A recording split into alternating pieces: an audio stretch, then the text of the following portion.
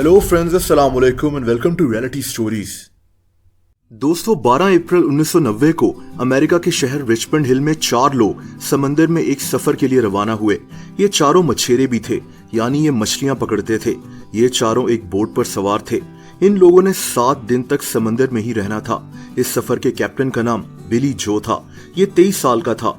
इसके साथ इसका भाई नेथन, इसका भतीजा कीथ और इसका एक दोस्त फ्रैंकलिन बोट पर सवार थे।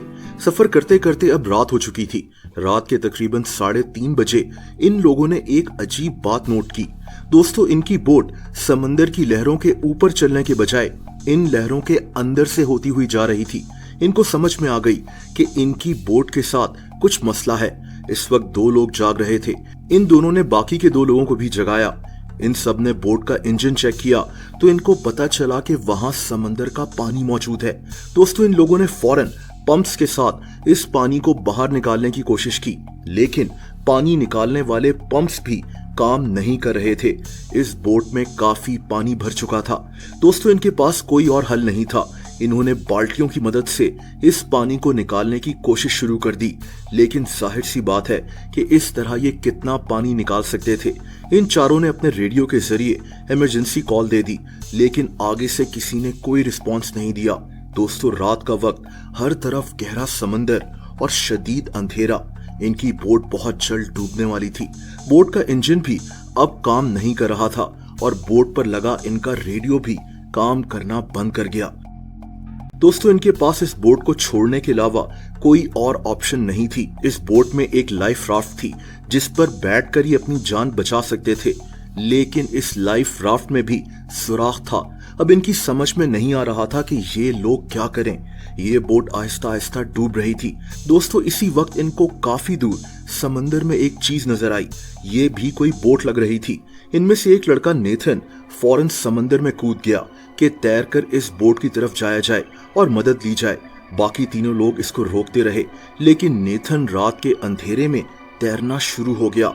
दोस्तों, नेथन काफी तैरने के बाद फाइनली इस बोट के पास पहुंच गया, लेकिन अजीब बात यह थी कि ये एक खराब बोट थी जो बिल्कुल खाली थी। नेथन के मुताबिक अगली सुबह जब रोशनी हुई तो इसको अपने बाकी 3 साथी समंदर में कहीं नजर नहीं आए। ये लोग शायद डूब चुके थे। खैर, अगले 3-4 दिन तक नेथन बगैर कुछ खाए पिए इस बोट के सहारे जिंदा रहा। इसको अंदाजा हो रहा था कि ये अब मरने वाला है।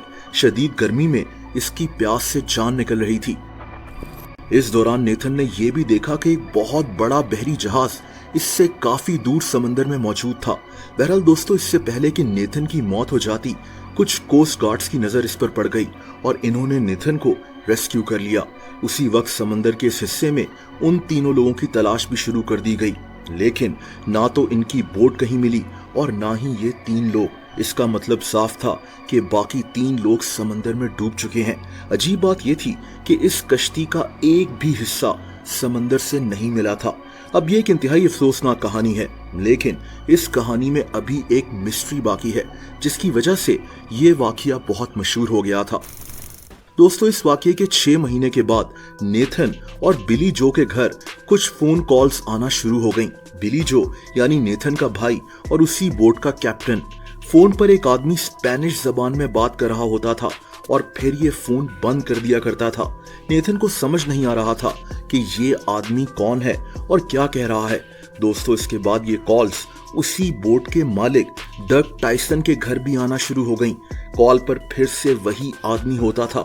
ये आदमी स्पेनिश में कुछ बात कर रहा होता था और फोन काट दिया करता था। अब ये अजीब बात थी कि इस बोट से रिलेटेड लोगों के घर एक आदमी की कॉल्स आ रही थी, लेकिन फिर एक और अजीब बात हुई। एक दिन नेथन के घर फिर से उसी आदमी ने कॉल की और इस दफा इंग्लिश में बात करने की कोशिश की। इसने कहा कि मैं उन लोगों को तुम्हारे घर ला रहा हूं जो तुम्हारे साथ कश्ती पर सवार थे, और इसके बाद ये कॉल कट गई। दोस्तों, नेथन शॉक रह गया। इसकी समझ में नहीं आ रहा था कि क्या वो तीनों लोग अभी भी जिंदा हैं और असल में डूबे नहीं हैं। नेथन को ख्याल आया कि जब भी उस खाली बोट पर मौजूद था तब इसको एक बहरी जहाज दिखाई दिया था। नेथन को लगा कि उन तीनों को शायद उसी बहरी जहाज में से किसी ने बचा लिया होगा और इनको बहरी जहाज में सवार कर कहीं ले गया होगा, जैसा कि क्यूबा और शायद इन तीनों को अगवा कर इनसे जबरदस्ती कोई काम करवाया जा रहा है। हो सकता है कि उस बहरी जहाज पर कोई ड्रग स्मगलर मौजूद हो। मतलब ये बात काफी अजीब है, लेकिन नेथन समझना शुरू हो गया कि वो तीनों अभी जिंदा हैं।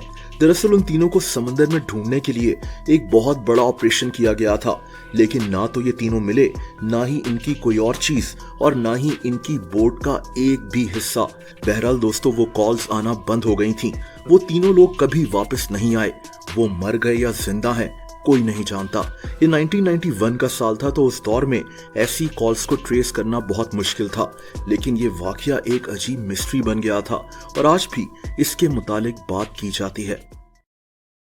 दोस्तों, अगर आप मुझे इंस्टाग्राम पर फॉलो करना चाहें तो उसका लिंक नीचे डिस्क्रिप्शन में मौजूद है।